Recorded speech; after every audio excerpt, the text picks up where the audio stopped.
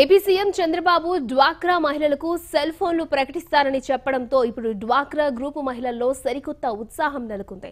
దీంతో మహిళల సంతోషానికి అవధులు లేకుండా పోయాయి. ఓ మహిళ సెల్ ఫోన్ గురించి చంద్రబాబుపై పాడిన పాట సోషల్ మీడియాలో వైరల్ గా మారింది. వాటర్ ప్యాకెట్ ను సెల్లా ఊహించుకుని సరదాగా ఓ మహిళ ఈ పాటను పాడింది.